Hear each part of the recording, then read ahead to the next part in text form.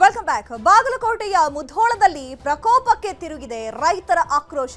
ಕಾರ್ಖಾನೆಯ ಆವರಣದಲ್ಲಿ ಇದ್ದಂತಹ ಕಬ್ಬಿನ ಲೋಡ್ ತುಂಬಿದ್ದಂತಹ ಟ್ರ್ಯಾಕ್ಟರ್ಗಳಿಗೆ ಸಾಲು ಸಾಲಾಗಿ ಬೆಂಕಿ ಹಚ್ಚಿದ್ದಾರೆ. ದೃಶ್ಯದಲ್ಲಿ ಗಮನಿಸ್ತಾ ಇದ್ದೀರಾ ಎಷ್ಟು ಕಬ್ಬು ತುಂಬಿದಂತಹ ಟ್ರ್ಯಾಕ್ಟರ್ಗಳಿಗೆ ಬೆಂಕಿ ಹಚ್ಚಿದ್ದಾರೆ ಅಂತ ಹೇಳಿ. ಇದುವರೆಗೂ ರೈತರ ಆಕ್ರೋಶ ನಿಲ್ತಾನೇ ಇಲ್ಲ. ಸತತವಾಗಿ ಅವರು ಆಕ್ರೋಶವನ್ನ ವ್ಯಕ್ತಪಡಿಸ್ತಾ ಇದ್ದಾರೆ. ಮೊದಲಿಗೆ 2 ಟ್ರ್ಯಾಕ್ಟರ್ಗಳಿಗೆ ಬೆಂಕಿಯನ್ನ ಹಚ್ಚಿದ್ರು. ಅದಾದ ಬಳಿಕ ಕಾರ್ಖಾನೆಯ ಆವರಣದಲ್ಲಿ ನಿಲ್ಲಿಸಿದ್ದಂತಹ ಸುಮಾರು 13 ಟ್ರ್ಯಾಕ್ಟರ್ಗಳಿಗೆ ಬೆಂಕಿ ಹಚ್ಚಿ ಆಕ್ರೋಶವನ್ನ ವ್ಯಕ್ತಪಡಿಸ್ತಾ ಇದ್ದಾರೆ. ಯಾಕಂದ್ರೆ ಕಬ್ಬಿನ ಲೋಡ್ಗಳಿಗೆ ಬೆಂಕಿ ಇಟ್ಟು ರೈತರು ಆಕ್ರೋಶವನ್ನ ವ್ಯಕ್ತಪಡಿಸ್ತಾ ಇದ್ದಾರೆ. ಸಮೀರ್ವಾಡಿ ಕಾರ್ಖಾನೆಗೆ ನುಗ್ಗಿದ್ದಾರೆ ರೈತರು, ಆಕ್ರೋಶವನ್ನ ವ್ಯಕ್ತಪಡಿಸ್ತಾ ಇದ್ದಾರೆ. ನಾವು ಕಳೆದ 1 ವಾರದಿಂದಲೂ ಕೂಡ ಪ್ರತಿಭಟನೆಯನ್ನ ಮಾಡ್ತಾ ಇದ್ದೀವಿ, ಆದ್ರೆ ನಮ್ಮ ಪ್ರತಿಭಟನೆಗೆ ಯಾವುದೇ ಬೆಲೆ ಸಿಕ್ಕಿಲ್ಲ ಅನ್ನುವಂತಹ ನಿಟ್ಟಿನಲ್ಲಿ ಆಕ್ರೋಶ ಭರಿತರಾಗಿದ್ದಾರೆ. ದೃಶ್ಯದಲ್ಲಿ ಗಮನಿಸ್ತಾ ಇದ್ದೀರಾ ಯಾವ ರೀತಿಯಾಗಿ ಕಬ್ಬು ತುಂಬಿದಂತಹ ಲೋಡ್ಗಳಿಗೆ ಬೆಂಕಿ ಹಚ್ಚಿದ್ದಾರೆ. ಆ ಬೆಂಕಿ ಯಾವ ರೀತಿಯಾಗಿ ಧಗಧಗಿಸ್ತಾ ಇದೆ. ಇದು ರೈತರ ಆಕ್ರೋಶ ಧಗಧಗಿಸ್ತಾ ಇರುವಂಥದ್ದು. ಬೆಂಕಿಯನ್ನ ಇಟ್ಟು ಸರ್ಕಾರದ ಗಮನವನ್ನ ಸೆಳೆಯಬೇಕು ಅನ್ನುವಂತಹ ನಿಟ್ಟಿನಲ್ಲಿ ಈ ರೀತಿಯ ಮಾರ್ಗವನ್ನ ಅನುಸರಿಸಿದ್ದಾರೆ. ಬೆಂಕಿಯ ಕೆನ್ನಾಲಿಗೆಗೆ ಅಲ್ಲಿ ದಟ್ಟ ಹೊಗೆ ಕೂಡ ಆವರಿಸಿಕೊಂಡಿರುವಂಥದ್ದು. ಸತತ 1ರಿಂದ 13 ಟ್ರ್ಯಾಕ್ಟರ್ಗಳಿಗೆ ಬೆಂಕಿಯನ್ನ ಇಟ್ಟಿದ್ದಾರೆ. ನಿಜಕ್ಕೂ ಅಲ್ಲಿ ಬೇರೆ ಯಾವ ಚಿತ್ರಣವೂ ಕಾಣಿಸ್ತಾ ಇಲ್ಲ. ಮುಧೋಳದಲ್ಲಿ ನಿಲ್ಲದ ಕಬ್ಬು ಬೆಳೆಗಾರರ ಕಿಚ್ಚು ಧಗಧಗಿಸ್ತಾ ಇದೆ ಬೆಂಕಿಯ ರೂಪದಲ್ಲಿ. ಕಂಪನಿಯವರೇ ಬೆಂಕಿ ಹಚ್ಚಿ ನಮ್ಮ ಮೇಲೆ ಆರೋಪವನ್ನ ಮಾಡ್ತಾ ಇದ್ದಾರೆ. ಬೆಂಕಿ ಹಚ್ಚಿದವರು ನಾವಲ್ಲ ಅಂತ ಹೇಳಿ ಅನ್ನದಾತರು ಈಗ ತಮ್ಮ ಮೇಲಿನ ಆರೋಪವನ್ನ ತಳ್ಳಿ ಹಾಕಿದ್ದಾರೆ. ಮುಧೋಳದಲ್ಲಿ ಕಬ್ಬು ಬೆಳೆಗಾರರ ಕಿಚ್ಚು ಒಂದ್ ಕಡೆ ಧಗಧಗಿಸ್ತಾ ಇದ್ರೆ, ಈ ಟ್ರ್ಯಾಕ್ಟರ್ಗಳಿಗೆ ಬೆಂಕಿ ಹಚ್ಚಿರೋದೇ ಕಂಪನಿಯವರು ಬೆಂಕಿಯನ್ನ ಹಚ್ಚಿ ಆ ಒಂದು ಆರೋಪವನ್ನ ರೈತರ ಮೇಲೆ ಮಾಡ್ತಿದ್ದಾರೆ ಅಂತ ಹೇಳಿ ರೈತರು ಸಾರಾ ಸಗಟಾಗಿ ಈ ಆರೋಪವನ್ನ ತಳ್ಳಿ ಹಾಕಿದ್ದಾರೆ. ಈ ಬಗ್ಗೆ ಮಾತನಾಡೋದಕ್ಕೆ ವಿರೂಪಾಕ್ಷಪ್ಪ ರೈತ ಮುಖಂಡರು ಫೋನ್ ಸಂಪರ್ಕದಲ್ಲಿ ಜಾಯ್ನ್ ಆಗಿದ್ದಾರೆ. ನಮಸ್ತೆ ಸರ್. ನಮಸ್ಕಾರ ಮೇಡಮ್. ಸರ್, ಈಗ ಕಾರ್ಖಾನೆಯವರೇ ಟ್ರ್ಯಾಕ್ಟರ್ಗಳಿಗೆ ಬೆಂಕಿ ಹಚ್ಚಿ ಆ ಒಂದು ಆರೋಪವನ್ನ ರೈತರ ಮೇಲೆ ಹೊರಿಸಿದ್ದಾರೆ ಅಂತ ಹೇಳಿ ರೈತರು ತಮ್ಮ ಮೇಲಿನ ಆರೋಪವನ್ನ ತಳ್ಳಿ ಹಾಕಿದ್ದಾರೆ. ಇದ್ರ ಬಗ್ಗೆ ಏನ್ ಹೇಳ್ತೀರಾ ಸರ್? ಮೇಡಮ್, ನಿಜವಾಗಲೂ ನಮ್ಮ ರೈತ ಕುಲ ಯಾರಿಗೆ ಕೆಟ್ಟದನ್ನ ಬಯಸೋದಿಲ್ಲ. ಯಾವ ಸಾರ್ವಜನಿಕ ಆಸ್ತಿ ಪಾಸ್ತಿಗಳನ್ನ ಹಾಳು ಮಾಡುವಂತ ಒಂದು ಕೆಲಸವನ್ನ ನಮ್ಮ ರೈತ ಸಮೂಹ ಮಾಡೋದಿಲ್ಲ. ಏನೋ ಇದ್ರು ಶಾಂತಿಯುತವಾಗಿ ಪ್ರತಿಭಟಿಸಿ ನ್ಯಾಯ ಪಡಿತೀವಿ. ಇವತ್ ನೋಡಿ, ಕಬ್ಬಿಗೆ ನೇರವಾಗಿ ಸನ್ಮಾನ್ಯ ರಾಜ್ಯದ ಮುಖ್ಯಮಂತ್ರಿಗಳಾಗಿರ್ತಕ್ಕಂತ ಸಿದ್ದರಾಮಯ್ಯನವರು ತಾವೇ ರೈತರನ್ನ ಸ್ಪಂದಿಸಿ ಮನವೊಲಿಸಿ ಇವತ್ತಲ್ಲಿ ಬೆಳಗಾವದಲ್ಲಿ ತೆಗೆದುಕೊಂಡಿರ್ತಕ್ಕಂಥ ತೀರ್ಮಾನ ತಪ್ಪು ಮಾಡಿದ್ರು ಅವರು. ಅದೇ 8:30ಯಿಂದ ಮೇಲೆ ಪೂರ 14-15 ರಿಕ್ವೈರಿ ಬರುವಂತದ್ದನ್ನ ಅಲ್ಲೇ ಮಾಡಿ ಅದಕ್ಕೆ ಪೂರ 3,500 ರೂಪಾಯಿಯನ್ನ ಒಂದು ಪ್ರತಿ ಟನ್ನಿಗೆ ಮಾಡಿದ್ರೆ ಇಷ್ಟೆಲ್ಲ ರಾಧಾಂತ ಆಗ್ತಿದ್ದಿಲ್ಲ. ಆದ್ರೆ ನಿಜವಾಗ್ಲೂ ನಮ್ಮ ಕರ್ನಾಟಕ ರಾಜ್ಯ ಸರ್ಕಾರಕ್ಕೆ ರೈತರ ಪರವಾಗಿರ್ತಕ್ಕಂಥ ಕಾಳಜಿ ಇಲ್ಲ ಅಂತ ಹೇಳ್ತಾ ಇದ್ದೀನಿ ಮೇಡಮ್ ನಾನು. ಮತ್ತೆ ಇನ್ನೊಂದು, ಇಂತ ಸುಡೋದಾತು ಇದೋ ಮಾಡೋದಾತು ಯಾವ್ದಾದ್ರು ಕಿಡಿಗೇಡಿಗಳು ಮಾಡಿರ್ಬೋದು ಹೊರತು ರೈತರು ಮಾಡಲ್ಲ ಮೇಡಮ್ ಇದನ್ನ. ಹೌದು, ರೈತರ ಹೆಸರನ್ನ ಖರಾಬ್ ಮಾಡುವಂತ ಒಂದು ಮನೋಭಾವನೆಯನ್ನ ಕೆಲವು ಕಿಡಿಗೇಡಿಗಳು ಮಾಡ್ತಾ ಇದಾರೆ ಮೇಡಮ್. ಹೌದು, ನಮ್ಮೆಲ್ರಿಗೂ ಕೂಡ ಗೊತ್ತಿದೆ ಸರ್, ರೈತನ ಕೈ ಕೆಸರಾಯ್ತು ಅಂತಂದ್ರೆ ನಮ್ಮ ಬಾಯಿ ಮೊಸರಾಗೋದು ಅಂತ. ಬಟ್ ಆದ್ರೂ ಟ್ರ್ಯಾಕ್ಟರ್ಗಳಿಗೆ ಬೆಂಕಿ ಹಚ್ಚಿದ್ದಾರೆ ಅನ್ನುವಂತಹ ಆರೋಪಗಳು ನಮ್ಮಂತ ರೈತರಂತೂ ಮಾಡಲ್ಲ ಮೇಡಮ್. ಇವತ್ತೊಂದು ಮಾತು ಹೇಳ್ತೀನಿ ನಿಮ್ಗ.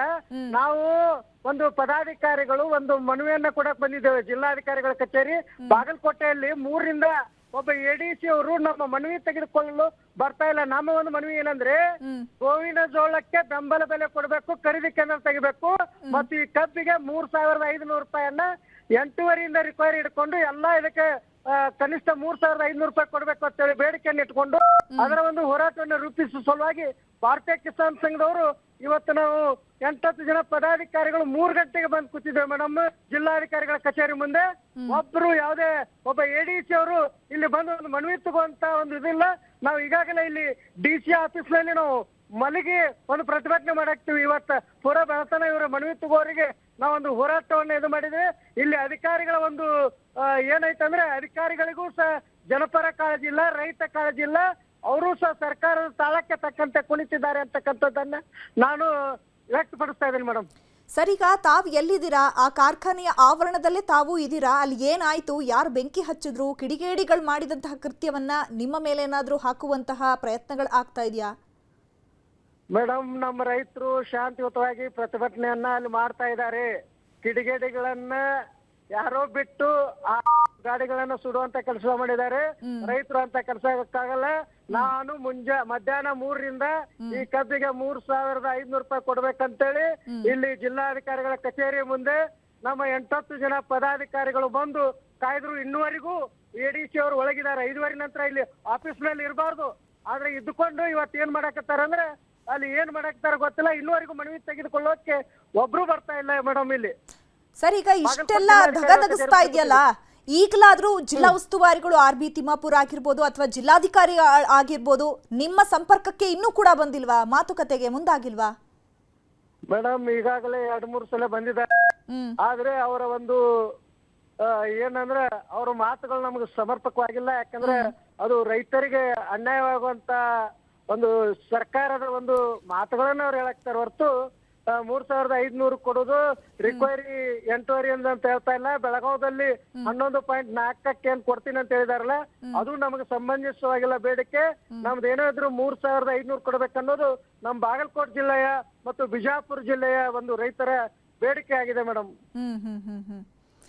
Okay sir, thank you sir, news 18 ಜೊತೆ ಮಾತನಾಡಿದ್ದಕ್ಕಾಗಿ.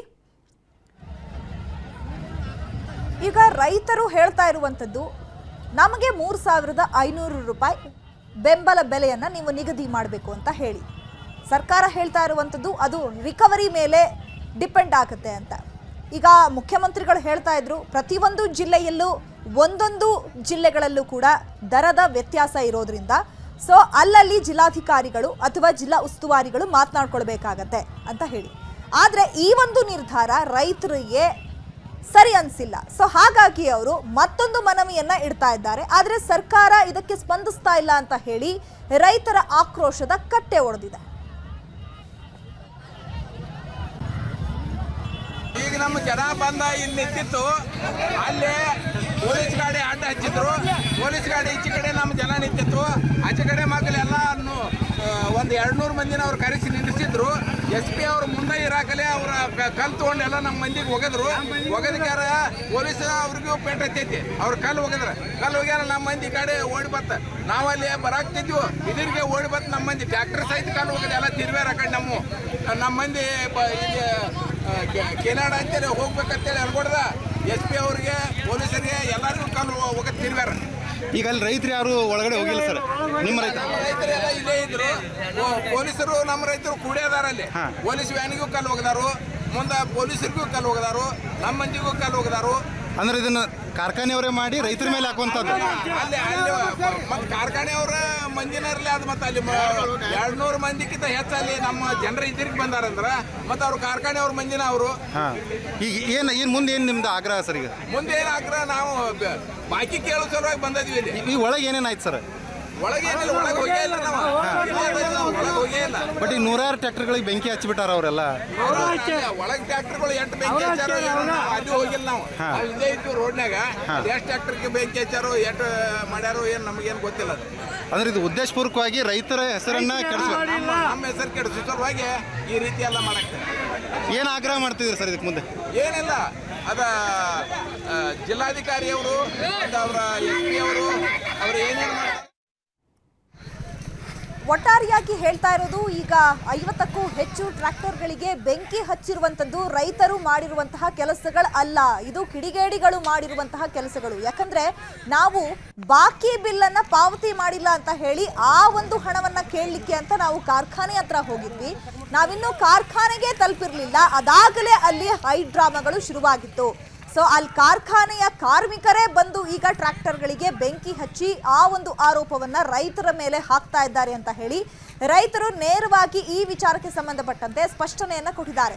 ನಾವು ಕಾರ್ಖಾನೆ ಒಳಗೂ ಹೋಗಿಲ್ಲ, ಕಾರ್ಖಾನೆಯ ಆವರಣದ ಹೊರಭಾಗದಲ್ಲೇ ಇದ್ದೀವಿ. ಆದರೆ ಕಾರ್ಖಾನೆಗಳಿಗೆ ಏಕಾಏಕಿ ಅಲ್ಲಿ ನಿಲ್ಲಿಸಿದ್ದಂತಹ ಟ್ರ್ಯಾಕ್ಟರ್ಗಳಿಗೆ ಕಾರ್ಮಿಕರೇ ಬೆಂಕಿಯನ್ನ ಹಚ್ಚಿದ್ದಾರೆ. ನಾವು ರೈತರು, ಸೊ ರೈತರ ಕಷ್ಟ ರೈತರಿಗೆ ಗೊತ್ತಿರೋದ್ರಿಂದ ನಾವ್ಯಾಕೆ ಆ ಕಬ್ಬಿನ ಟ್ರ್ಯಾಕ್ಟರ್ಗಳಿಗೆ ಬೆಂಕಿ ಹಾಕಬೇಕು? ಇದೆಲ್ಲವೂ ಕೂಡ ಷಡ್ಯಂತ್ರ. ಇವು ಪಕ್ಷಗಳು ಮಾಡ್ತಾ ಇರುವಂತಹ ಷಡ್ಯಂತ್ರ. ಆ ಕಾರ್ಖಾನೆಯ ಮಾಲೀಕರಿರ್ಬೋದು, ಸರ್ಕಾರ ಇರ್ಬೋದು, ಸೊ ಇವರು ಸೇರ್ಕೊಂಡು ಮಾಡ್ತಾ ಇರುವಂತಹ ಪಿತೂರಿ ಅಂತ ಹೇಳಿ ರೈತರು ನೇರವಾಗಿ ತಮ್ಮ ಮೇಲಿನ ಆರೋಪವನ್ನ ತಳ್ಳಿ ಹಾಕ್ತಾ ಇದ್ದಾರೆ. ನಾವು ದೃಶ್ಯದಲ್ಲಿ ತೋರಿಸ್ತಾ ಇದ್ವಿ 1 ರಿಂದ 13 ಟ್ರ್ಯಾಕ್ಟರ್ಗಳಿಗೆ ಬೆಂಕಿ ಹಚ್ಚಿದ್ದಾರೆ ಅಂತ. ಸೊ ಈಗ ಸಿಕ್ಕಿರುವಂತಹ ಮಾಹಿತಿ ಪ್ರಕಾರ 50ಕ್ಕೂ ಹೆಚ್ಚು ಟ್ರ್ಯಾಕ್ಟರ್ಗಳಿಗೆ ಬೆಂಕಿಯನ್ನ ಹಚ್ಚಿದ್ದಾರೆ. ಎಲ್ಲವೂ ಕೂಡ ಫುಲ್ಲಿ ಲೋಡೆಡ್ ಕಬ್ಬು ತುಂಬಿದಂತಹ ಟ್ರ್ಯಾಕ್ಟರ್ಗಳು. ಆ ಟ್ರ್ಯಾಕ್ಟರ್ಗಳಿಗೆ ಬೆಂಕಿಯನ್ನ ಹಚ್ಚಿದ್ದಾರೆ. ಸರ್ಕಾರದ ಮುಂದೆ ರೈತರ ಈ ರೀತಿ ಆಕ್ರೋಶಕ್ಕೆ ಕಾರಣವಾಗಿ ಈ ರೀತಿ ಟ್ರ್ಯಾಕ್ಟರ್ಗಳಿಗೆ ಬೆಂಕಿ ಹಚ್ಚಿದ್ದಾರೆ ಅನ್ನುವಂತಹ ಬಿಂಬಿಸುವಂತಹ ಪ್ರಯತ್ನ ಕೂಡ ನಡೀತಾ ಇದೆ. ಆದರೆ ರೈತರು ನಾವಂತೂ ಕಾರ್ಖಾನೆಯ ಟ್ರ್ಯಾಕ್ಟರ್ಗಳಿಗೆ ಅಥವಾ ಕಬ್ಬಿನ ಟ್ರ್ಯಾಕ್ಟರ್ಗಳಿಗೆ ನಾವು ಬೆಂಕಿ ಹಚ್ಚಿಲ್ಲ ಅನ್ನುವಂತಹ ಸ್ಪಷ್ಟನೆ ಕೊಡ್ತಾ ಇದ್ದಾರೆ. ಆದರೆ ನಮ್ಮ ಏನು ಆಗ್ರಹ ಇದೆ, ನಮ್ಮ ಮನವಿ ಏನಿದೆ, ನಮ್ಮ ಬೇಡಿಕೆ ಏನಿದೆ, ಅದು ಈಡೇರೋವರೆಗೂ ಕೂಡ ನಾವು ಉಗ್ರ ಹೋರಾಟವನ್ನ ಮಾಡ್ತೀವಿ. ಕಳೆದ 1 ವಾರದಿಂದಲೂ ಕೂಡ ನಾವು ಶಾಂತ ರೂಪದಲ್ಲಿ ನಾವು ಪ್ರತಿಭಟನೆಯನ್ನ ಮಾಡ್ತಾ ಇದ್ವಿ. ಯಾವುದೇ ಕಾನೂನಿನ ಕೈಗೆತ್ಕೊಳ್ಳುವಂತಹ ಕೆಲಸಗಳಾಗ್ಲಿ ಅಥವಾ ಆಸ್ತಿ ಪಾಸ್ತಿಯನ್ನ ನಷ್ಟ ಮಾಡುವಂತದ್ದಾಗ್ಲಿ ನಾವು ಮಾಡಲಿಲ್ಲ. ಆದರೆ ಕಿಡಿಗೇಡಿಗಳು ಮಾಡಿರುವಂತಹ ಕೆಲಸವನ್ನ ನಮ್ಮ ಮೇಲೆ ಹಾಕಲಾಗ್ತಾ ಇದೆ ಅಂತ ಹೇಳಿ ರೈತರು ಕೂಡ ಸ್ಪಷ್ಟನೆಯನ್ನ ಕೊಟ್ಟಿದ್ದಾರೆ. ಸಾಕಷ್ಟು ಬಾರಿ ಸಂಧಾನ ಸಭೆಗಳು ನಡೆದರೂ ಕೂಡ ಆ ಸಂಧಾನ ಸಭೆಯಲ್ಲಿ ಆಗಿರುವಂತಹ ಮಾತುಗಳು ನಮಗೆ ಪೂರಕ ಅಂತ ಅನಿಸ್ಲಿಲ್ಲ, ನಮಗೆ ಸರಿ ಅಂತ ಅನ್ನಿಸ್ಲಿಲ್ಲ. ಹಾಗಾಗಿ ನಾವು ಪ್ರತಿಭಟನೆಯನ್ನ ಮುಂದುವರಿಸ್ತಾ ಇದ್ವಿ. ನಾವು ಕಾರ್ಖಾನೆ ಮಾಲೀಕರ ಬಳಿ ಬಾಕಿ ಇರುವಂತಹ ಬಿಲ್ ಕೇಳೋದಕ್ಕೆ ಹೋದಂತಹ ಸಂದರ್ಭದಲ್ಲೇ ಈ ರೀತಿಯಾಗಿ ಹೈಡ್ರಾಮಾಗಳು ನಡೆದಿದೆ ಅಂತ ಹೇಳಿ ರೈತ ಮುಖಂಡರು ಈಗ ಹೇಳ್ತಾ ಇದ್ದಾರೆ.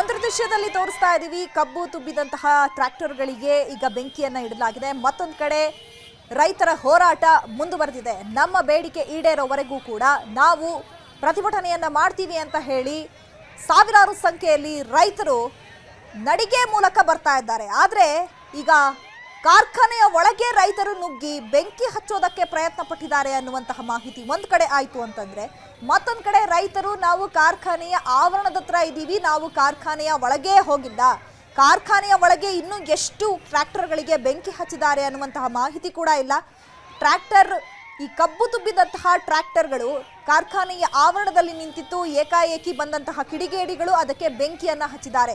ಸೊ ಇದಕ್ಕೂ ನಮಗೂ ಯಾವುದೇ ಸಂಬಂಧ ಇಲ್ಲ ಅಂತ ಹೇಳಿ ರೈತ ಮುಖಂಡರು ಈಗ ಆರೋಪವನ್ನ ತಳ್ಳಿ ಹಾಕಿದ್ದಾರೆ.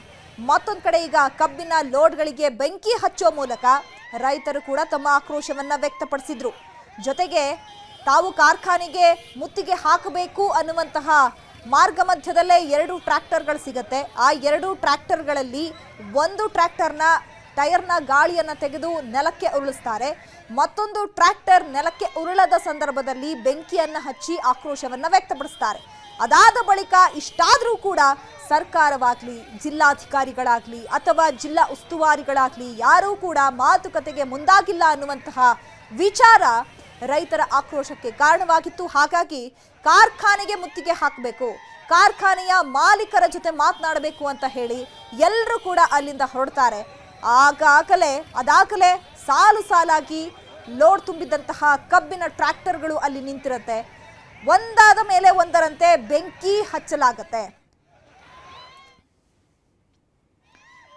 ಈ ಬಗ್ಗೆ ಮತ್ತಷ್ಟು ಮಾತನಾಡೋದಕ್ಕೆ ನಮ್ಮ ಜೊತೆಗೆ ಬಿಜೆಪಿ MLC ಅವರು ರವಿ ಅವರು ಫೋನ್ ಸಂಪರ್ಕಕ್ಕೆ ಸಿಕ್ಕಿದ್ದಾರೆ. ನಮಸ್ತೆ ಸರ್.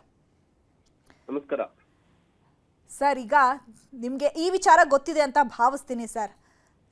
50ಕ್ಕೂ ಹೆಚ್ಚು ಲೋಡ್ ತುಂಬಿದಂತಹ ಕಬ್ಬಿನ ಟ್ರ್ಯಾಕ್ಟರ್ಗಳಿಗೆ ಬೆಂಕಿಯನ್ನು ಇಟ್ಟಿದ್ದಾರೆ. ರೈತರೇ ಈಗ ನಮಗೆ ನಿಗದಿತ ಬೆಲೆಯನ್ನ ಕೊಡಬೇಕು ಅಂತ ಹೇಳಿ ಪ್ರತಿಭಟನೆ ಮಾಡ್ತಾ ಇದ್ದಾರೆ. ಯಾರು ಕೂಡ ಸ್ಪಂದಿಸ್ತಾ ಇಲ್ಲ ಅನ್ನುವಂತಹ ಆರೋಪ. ನೋಡಿದೆ, ನಾನು ಟಿವಿನಲ್ಲಿ ನ್ಯೂಸ್ ಬರ್ತಾ ಇದೆ. ಕಬ್ಬು ತುಂಬಿದ ಟ್ರ್ಯಾಕ್ಟರ್ನ ಪಲ್ಟಿ ಮಾಡಿ ಅದಕ್ಕೆ ಬೆಂಕಿ ಹಚ್ಚಿರ್ತಕ್ಕಂತ ಘಟನೆನ ನಾನು ನೋಡಿದೆ. ಹ್ಮ್ ನಾನು ಒಂದೇ ವಿನಂತಿಯನ್ನ ಮಾಡ್ತೇನೆ ಸರ್ಕಾರಕ್ಕೆ. ಹ್ಮ್ ಬೆಳಗಾಂನಲ್ಲಿ ದೊಡ್ಡ ಹೋರಾಟ ನಡೀತು. ಹ್ಮ್ ಆ ಸಂದರ್ಭದಲ್ಲಿ 3,300 ರೂಪಾಯಿಗೆ ರೈತ ಮುಖಂಡರು ಒಪ್ಕೊಂಡ್ರು ಹ್ಮ್ ಅಂತ ಹೇಳಿ ನಾವು ಟಿವಿನಲ್ಲಿ ನೋಡಿದ್ವಿ, ಪೇಪರ್ನಲ್ಲಿ ಓದಿದ್ವಿ. ಹ್ಮ್ ಈಗ ಬೆಳಗಾಂನಲ್ಲಿ ಸ್ಟ್ರೈಕ್ ನಡೀತಾ ಇಲ್ಲ, ಹ್ಮ್ ಆದ್ರೆ ಮುಧೋಳ್ನಲ್ಲಿ ಅಂದ್ರೆ ಬಾಗಲಕೋಟೆನಲ್ಲಿ ನಡೀತಾ ಇದೆ. ಹೌದು. ಹಂಗಾದ್ರೆ ರೈತರು ಈ 330 ರೂಪಾಯಿಗೆ ಒಪ್ಕೊಂಡಿಲ್ವಾ ಮುಧೋಳು ಅಥವಾ ಬಾಗಲಕೋಟೆ ಜಿಲ್ಲೆಯ ರೈತರು? ಹ್ಮ್ ಹಾಗಾಗಿ ನನಗನ್ಸುತ್ತೆ ಸರ್ಕಾರ ಹ್ಮ್ ಎಲ್ಲರನ್ನೂ ಕೂಡ ಕರೆದು ಎಲ್ಲರ ಸಹಮತಿಯನ್ನ ತೆಗೆದುಕೊಂಡು ಮಾತುಕತೆನಲ್ಲಿ ಒಪ್ಪಿಸಿ ಈ ರೀತಿ ಬೇಡಿಕೆಯನ್ನು ಈಡೇರಿಸಬೇಕಾಗಿತ್ತು. ಹ್ಮ್ ಈಗ ಬೆಳಗಾಮು ಮತ್ತು ಬಾಗಲಕೋಟೆ ಇವೆರಡು ಅತಿ ಹೆಚ್ಚು ಕಬ್ಬು ಬೆಳೀತಾ ಇರ್ತಕ್ಕಂಥ ಜಿಲ್ಲೆಗಳು. ಹೌದು. ಈಗ ಬಾಗಲಕೋಟೆ ಜಿಲ್ಲೆನಲ್ಲಿ ಹೆಚ್ಚು ಬೆಳೀತಾ ಇರ್ತಕ್ಕಂಥ ಜಿಲ್ಲೆಗಳ ಪೈಕಿ ಅಲ್ಲಿ ಸ್ಟ್ರೈಕ್ ನಡೀತಾ ಇದೆ. ಹ್ಮ್ ಹಾಗಾಗಿ ಸರ್ಕಾರಕ್ಕೆ ವಿನಂತಿ ಮಾಡ್ತೇನೆ, ಕೂಡಲೇ ಮಾತುಕತೆಗೆ ಕರೆದು ಹ್ಮ್ ಬೆಳಗಾಂ ಜಿಲ್ಲೆನಲ್ಲಿ ಒಪ್ಕೊಂಡಿದ್ದಾರೆ, ಇಲ್ಲಿ ಒಪ್ಕೊಂಡಿಲ್ಲ ಅಂದ್ರೆ ಇಲ್ಲೇನ್ ಬೇರೆ ಸಮಸ್ಯೆ ಇದೆ, ಆ ರೀತಿ ಒಂದು ಮಾತುಕತೆಯನ್ನ ಮಾಡಿ ಸಮಸ್ಯೆಯನ್ನ ಬಗೆಹರಿಸಬೇಕು. ಹ್ಮ್ ಅರ್ಧಂಬರ್ಧ ಸಮಸ್ಯೆಯನ್ನ ಈಡೇರಿಸ್ತಕ್ಕಂಥದ್ದು ಸರಿಯಲ್ಲ ಅಂತ ಹೇಳಿ ನಾನು ಈ ಸಂದರ್ಭದಲ್ಲಿ ಸರ್ಕಾರಕ್ಕೆ ವಿನಂತಿಯನ್ನ ಮಾಡ್ತೇನೆ. ಥ್ಯಾಂಕ್ ಯು ಸರ್, ನ್ಯೂಸ್ 18 ಜೊತೆ ಮಾತನಾಡಿದಕ್ಕಾಗಿ.